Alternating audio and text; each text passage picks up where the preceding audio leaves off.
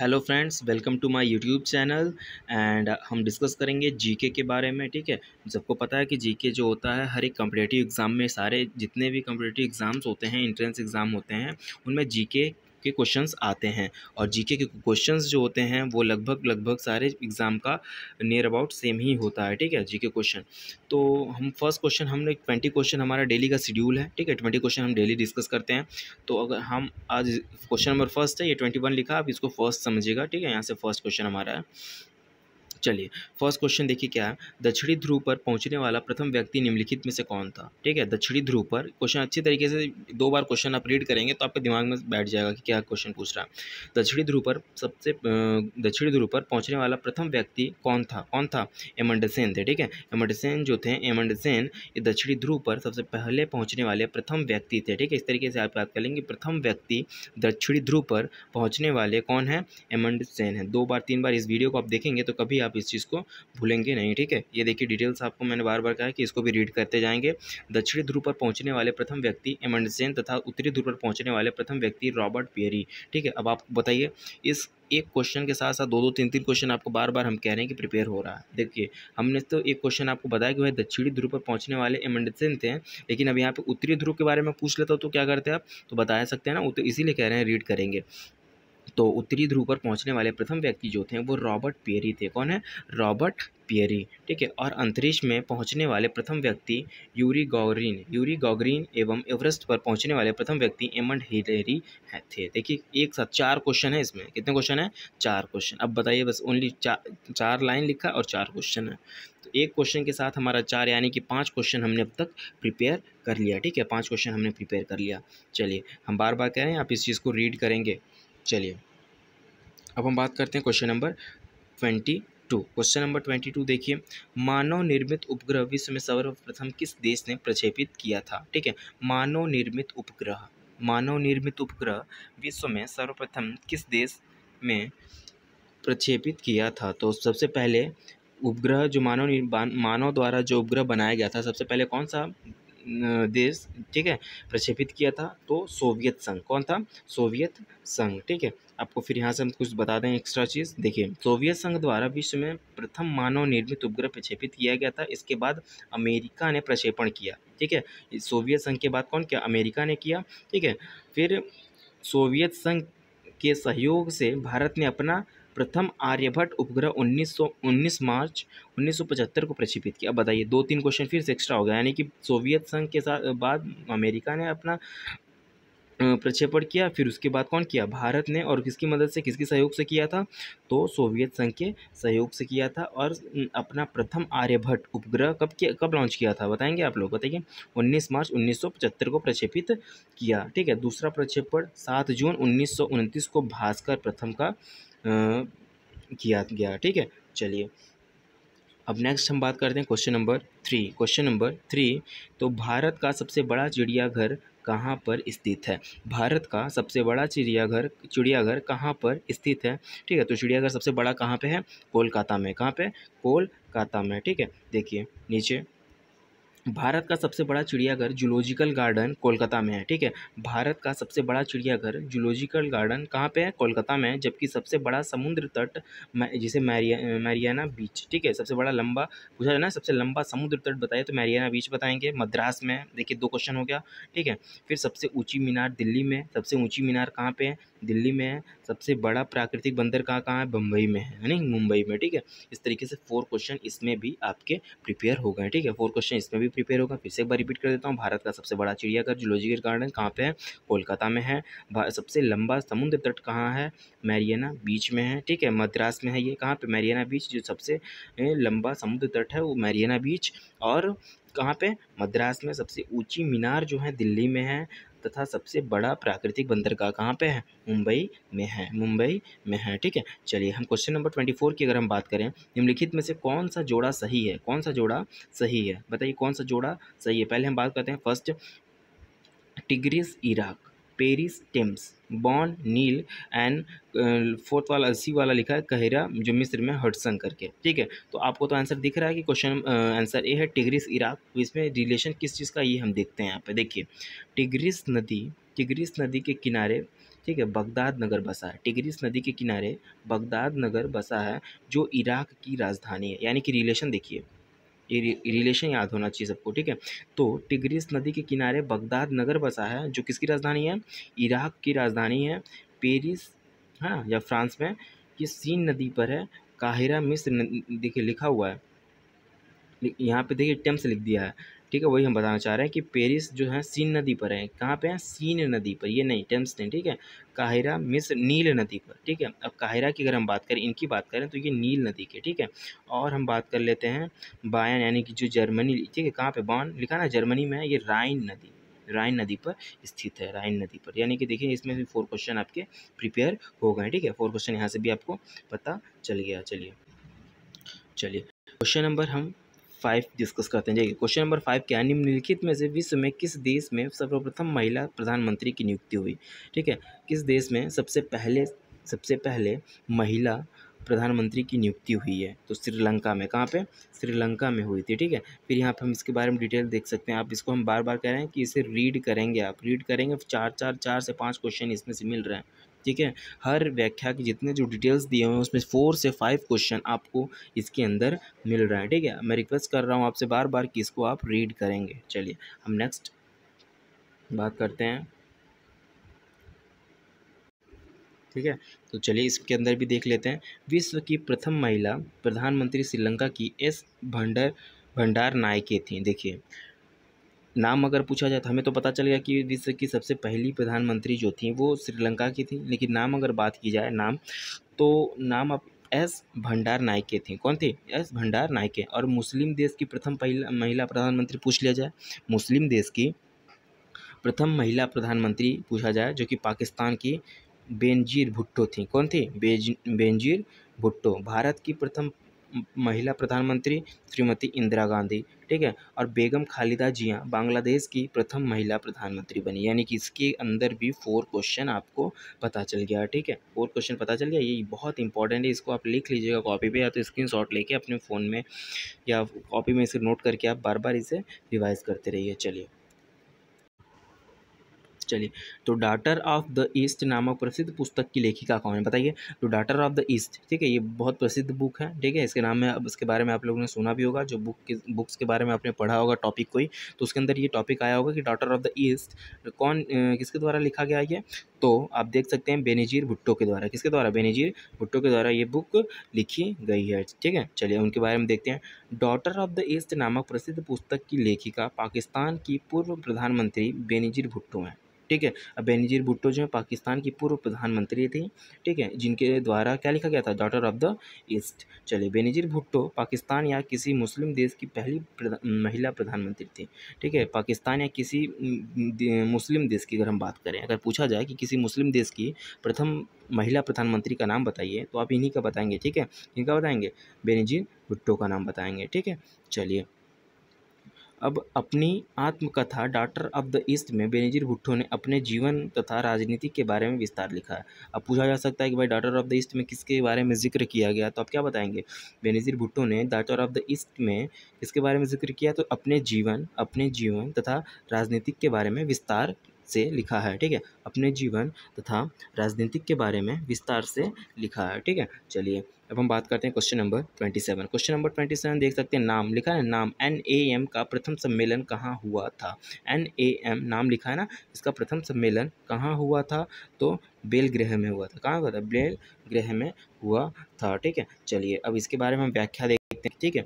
चलिए डिटेल्स जान लेते हैं कि क्या है। 20 सितंबर 1961 को भारत के प्रधानमंत्री पंडित जवाहरलाल नेहरू, 20 सितंबर 1961 को भारत के प्रधानमंत्री पंडित जवाहरलाल नेहरू, मिस्र के राष्ट्रपति कर्नल नासिर तथा यूगोस्लाविया के राष्ट्रपति मार्शल टीटो के सहयोग से विश्व की तीसरी शक्ति के रूप में यूगोस्लाविया की राजधानी में गुटनिरपेक्ष आंदोलन का संगठन हुआ, ठीक है। गुटनिरपेक्ष आंदोलन का संगठन हुआ। तो सितंबर 1961 में बेलग्रेड के नाम का प्रथम शिखर सम्मेलन हुआ, ठीक है, जिसमें, ठीक है, लिखा ना यहाँ पे, सितंबर 1961 में बेलग्रेड के नाम का प्रथम शिखर सम्मेलन हुआ। इस तरीके से आप 2-2 3-3 क्वेश्चन हर एक टॉपिक के अंदर डिस्कस कर सकते हैं, आप जान सकते हैं, ठीक है। चलिए, नैसेट किस देश की संसद का नाम है? नैसेट किस देश की संसद का नाम है? तो ये इज़राइल किस संसद का नाम है? नैसेट किस देश की संसद का नाम है? तो इज़राइल। किसका? इज़राइल का। ठीक है, चलिए अब हम बात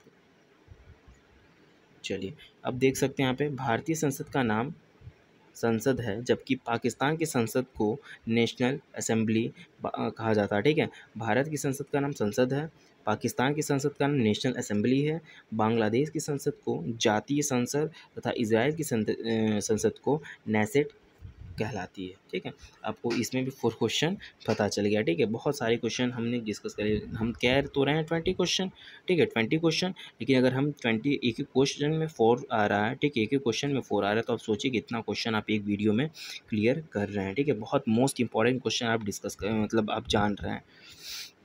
चलिए, क्वेश्चन नंबर 9 के बारे में अगर हम बात करें तो सूर्य से सबसे नज़दीक ग्रह कौन सा है? सूर्य से सबसे नज़दीक ग्रह कौन सा है? तो बुध है। कौन सा है? बुध है। ठीक है, तो देख सकते और भी इसके अंदर हम जान लेते हैं। ठीक है, सूर्य में कुल ग्रह में से बुध, शुक्र, शनि, बृहस्पति तथा मंगल को नंगी आंखों से देखा जा सकता है। अब पूछा जा सकता है, 4 ऑप्शन दे देगा, शुक्र दे दिया और भी दे दिए कोई। ठीक है, तो उसके अंदर पूछा जाएगा कि किन ग्रहों को हम नंगी आंखों से देख सकते हैं। कई तरीके से इस क्वेश्चन को पूछा जा सकता है, तो आप याद कर लेंगे, बुध, शुक्र, शनि, बृहस्पति तथा मंगल को नंगी आंखों से देखा जा सकता है।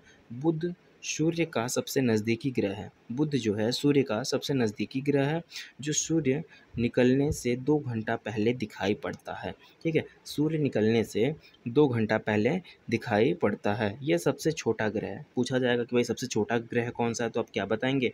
बुध बताएंगे। ठीक है, जिसके पास कोई उपग्रह नहीं है, ऐसी कौन सी ग्रह है जिसके पास कोई उपग्रह नहीं है? फिर भी उसका भी आंसर आपको पता चल रहा होगा। तो एक साथ इस पर तो मुझे लग रहा है 5-6 क्वेश्चन हो गए। ठीक है, यह सूर्य की परिक्रमा सबसे कम समय में पूरी करती है। पूछा जा सकता है कि कौन सी ग्रह सूर्य की परिक्रमा सबसे कम समय में करती है। ठीक है, तो सूर्य की परिक्रमा सबसे कम समय पर कौन करती है, कौन ग्रह करती है? तो आप क्या बताएंगे? बुध बताएंगे। ठीक है, चलिए, जब गंगा नदी पश्चिम बंगाल से बांग्लादेश में प्रवेश करती है तो किस नाम से जानी जाती है? जो गंगा नदी है, ठीक है, गंगा नदी है, ये बांग्लादेश से, ठीक है, नदी पश्चिम बंगाल से बांग्लादेश में, ठीक है, पश्चिम बंगाल से कहाँ जाती है? बांग्लादेश में जब ये प्रवेश करती है तो किस नाम से जानी जाती है? तो पद्मा के नाम से जानी जाती है। किस नाम से जानी जाती है? पद्मा के नाम से जानी जाती है। चलिए, गंगा नदी का मुख्य स्रोत गंगोत्री हिमानी से, जो केदारनाथ चोटी से उत्तर में गौमुख नामक स्थान पर 600 मीटर की ऊंचाई पर है। ठीक है, देख सकते हैं यहाँ पे पूछा जा सकता है कितनी मीटर ऊंचाई पे है या किस नामक स्थान पे है, तो इस तरीके से आप बता सकते हैं यहाँ से। ठीक है, इसी से नीचे उत्तर की ओर गंगोत्री का पवित्र स्थान है। उसी वहीं पे क्या है? गंगोत्री का एक पवित्र स्थान है। गंगा नदी बांग्लादेश में पद्मा के नाम से बहती है।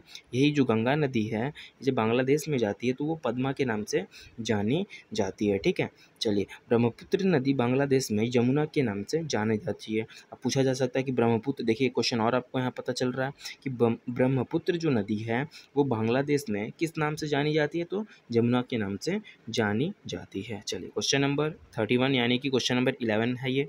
ठीक है, क्वेश्चन नंबर 11 की अगर हम बात करें, निम्नलिखित में से किस राज्य में उर्वरक की खपत सर्वाधिक होती है? ऐसा कौन सा राज्य है जिसमें ज़्यादा से ज़्यादा उर्वरक जो खाद्य पदार्थ होती हैं उनका उनका क्या होता है? खपत होता है, सबसे ज़्यादा लोग वहाँ पे प्रयोग करते हैं। ऐसा कौन सा राज्य है भारत में? बताइए, आप लोग बताइए।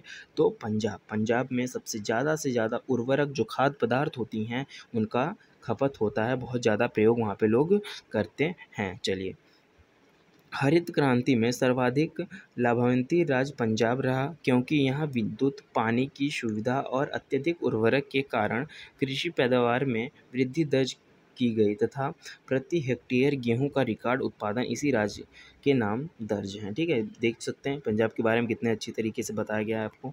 चलिए, किस वर्ष तक के आयु बच्चों के लिए अनिवार्य शिक्षा का प्रावधान किया गया? अब बताइए आप, किस वर्ष के किस वर्ष तक के बच्चों को, ठीक है, बच्चों के लिए जो शिक्षा है, शिक्षा का शिक्षा का जो प्रावधान अनिवार्य किया गया, बताइए। तो किस वर्ष के लिए? तो 6 से 14 वर्ष के लिए। ठीक है, 6 to 14 ईयर के लिए। ठीक है, चलिए यहाँ पे डिस्कस कर सकते हैं यहाँ पे इसके बारे में।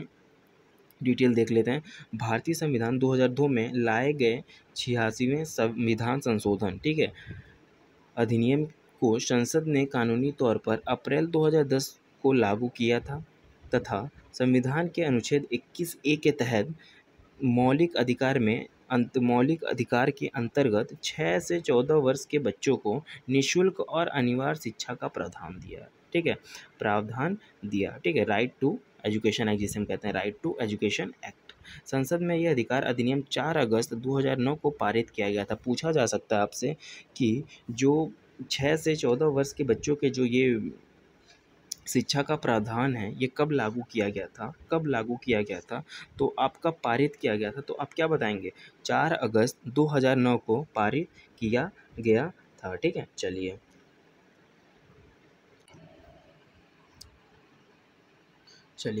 तो भारत के अंतिम गवर्नर जनरल कौन थे, ठीक है, भारत के अंतिम गवर्नर जनरल कौन थे? तो चक्रवर्ती राजगोपालाचारी, ठीक है, चक्रवर्ती राजगोपालाचारी जो थे ये अंतिम जनरल गवर्नर, ठीक है। चलिए अब नेक्स्ट क्वेश्चन हम देखते हैं। नेक्स्ट क्वेश्चन की अगर हम बात करें तो राष्ट्रपति द्वारा राज्यसभा में कितने सदस्यों को नियुक्त किया जाता है? राष्ट्रपति के द्वारा राज्यसभा में कितने सदस्यों को नियुक्त किया जाता है? तो 12 सदस्यों को नियुक्त किया जाता है, ठीक है। ये चीज़ें आप लोग को रीड करिएगा, ठीक है, जो प्रॉब्लम होगी फिर हम आपको बताएंगे। चलिए नेक्स्ट क्वेश्चन की अगर हम बात करें तो बहुत वीडियो लंबा हो जाता है, ठीक है, इसको एक्सप्लेन करते हैं जब हम, तो ठीक है। अब अगले वीडियो से हम क्वेश्चन 10 तक हम आपको बताएंगे और अच्छी तरीके से और एक्सप्लेन करेंगे, ठीक है। जो भी डाउट होगा इसमें आप हमें कमेंट बॉक्स में बताएंगे तो हम आपकी डाउट को क्लियर कर देंगे। चलिए, किस वर्ष भाषा के आधार पर राज्य पुनर्गठन आयोग को नियुक्त किया गया था? बताइए किस वर्ष भाषा के आधार पर राज्य पुनर्गठन आयोग को नियुक्त किया गया था? तो 1953 में किया गया था, ठीक है। देख सकते हैं इस तरीके के बार बार हम बता रहे हैं आपको, कितना 4 क्वेश्चन इसके अंदर रखा हुआ है। अक्टूबर 1953 को भाषाई आधार पर आंध्र प्रदेश का गठन किया गया। इसी आधार पर अन्य राज्यों के लोग नए सिरे से राज्य का संगठन मांग करने लगे। समझ में आ रहा है?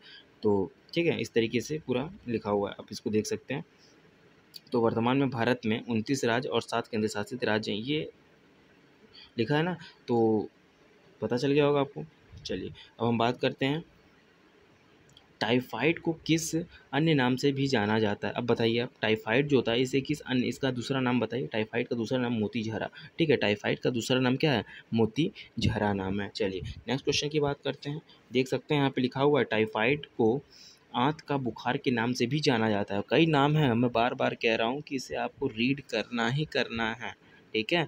हम एक साथ अगर मेरा 3 लेक्चर आप देखते हैं तो मान के चलिए 150 क्वेश्चन आप कर लेंगे। बस 3 वीडियो मेरा देखेंगे तो 150 से 200 तक के क्वेश्चन आप सिर्फ कर लिए, यानी कि मुश्किल से 30 से 40 मिनट का होगा 3 वीडियो और आप 150 से 200 क्वेश्चन प्रिपेयर कर लेंगे। आप सोचिए कितना अच्छे तरीके से बताया जा रहा है। तो इसलिए हम कह रहे हैं, लेकिन ये रीड तो कौन करेगा? आप ही को तो करना पड़ेगा रीड। चलिए तो जान लीजिए फिर से, टाइफाइड को आंत का बुखार के नाम से भी जाना जाता है। एक तो टाइफाइड को मोतीझरा हो गया, दूसरा आंत का बुखार, नहीं यहाँ पे टाइफाइड को नहीं, हाँ यहाँ पे लिखा है ना, देखिए टाइफाइड को किस अन्य नाम से जाना जाता है? तो पहला था मोतीझरा, ठीक है, और दूसरा की अगर हम बात करें तो आंत के बुखार के नाम से जाना जाता है, ठीक है। और लिखा है ना, साल्मोनेला टाइफोजा नामक जीवाणु से होता है। इसमें रोग का उद्भवन अवधि 5 दिन से लेकर 20 दिन तक होती है। यह रोग पानी की गंदगी से फैलता है, ठीक है। टाइफाइड जो होता है, ये टाइफाइड रोग कैसे फैलता है? पानी की गंदगी से फैलता है। इसे मोतीझरा या मियादी बुखार भी कहते हैं। देखिए, मोतीझरा या मियादी बुखार भी कहते हैं। इसके उपचार हेतु क्लोरोमाइसीटोन वर्ग के एंटीबायोटिक लेना लाभदायक है, ठीक है। ये याद पूछा जा सकता है कि भाई जो टाइफाइड होते हैं, ठीक है, टाइफाइड हो गए, ठीक है, तो इनके कौन सी एंटीबायोटिक लेना लाभदायक होगा? तो आप क्या बताएंगे? क्लोरोमाइसीटीन, ठीक है, क्लोरोमाइसीटोन। समझ में? चलिए अब हम नेक्स्ट क्वेश्चन की बात करें, अगर 37 यानी कि क्वेश्चन नंबर 17 है ये, तो निम्नलिखित में से कौन सी शब्दावली कंप्यूटर से संबंधित है? ऐसी कौन सी इसमें देख सकते हैं आप वर्ड जो कंप्यूटर से रिलेशन रखती है, ठीक है। ब्रिटल स्टार, क्वार्क्स, क्वासर्स, ठीक है, रोम, उपरोक्त तीनों कौन सा ऐसा है? तो रोम जो होता है, ठीक है, ROM, ठीक है, ये जो होता है कंप्यूटर से रिलेशन है इसका, ठीक है। चलिए देख सकते हैं यहाँ पे लिखा भी है रोम, ROM देख सकते हैं आप, ठीक है। देखिए बता देता हूँ फिर से एक बार, रोम ये इसका फुल फॉर्म होता है रीड ओनली मेमोरी, ठीक है। रीड ओनली मेमोरी ये हार्डवेयर का वह भाग है जिसमें सभी सूचनाएं स्थायी रूप से इकट्ठा रहती हैं। अब ये रोम जो होता है हार्डवेयर का ऐसा पार्ट होता है जहाँ पे सारी जो सूचनाएं होती हैं वो एक पास इकट्ठा रहती हैं, जो कंप्यूटर को प्रोग्राम संचालित करने में निर्देश देता है, ठीक है। और ब्रिटल स्टार जो एक मछली है, जो ऊपर लिखा था ब्रिटल स्टार एक मछली है, जबकि लिखा क्वासर्स एक खगोलीय पिंड है, ठीक है। चलिए अब हम बात कर लेते हैं क्वेश्चन नंबर 38 यानी कि क्वेश्चन नंबर 18 की बात अगर हम करें। क्वेश्चन नंबर 18 देखिए क्या कह रहा है, डेविस कप का संबंध किस खेल से है। डेविस कप का संबंध किस खेल से है। डेविस कप का संबंध जो है लॉन टेनिस से, किससे है, लॉन टेनिस से है, ठीक है। चलिए हम बात कर लेते हैं यहाँ पे 1913 में इंटरनेशनल लॉन टेनिस फाउंडेशन की स्थापना हुई थी। पूछा जाएगा कि लॉन टेनिस फाउंडेशन की स्थापना कब हुई थी, तो आप बताएंगे 1913 में हुई थी। दूसरी क्वेश्चन अगर हम बात करें तो इसके कई कप ट्रॉफियों के नाम से इस प्रकार हैं, Davis Cup, grand slam cup, ठीक है, हाफमैन कप, हैमलेट, ठीक है, चैलेंज कप आदि, इस तरीके से इनके नाम है। कुछ भी पूछा जा सकता है। यहाँ पे क्या पूछा गया था, डेनिस कप के नाम, डेविस कप लिखा ना, डेविस कप के संबंध पूछा गया था।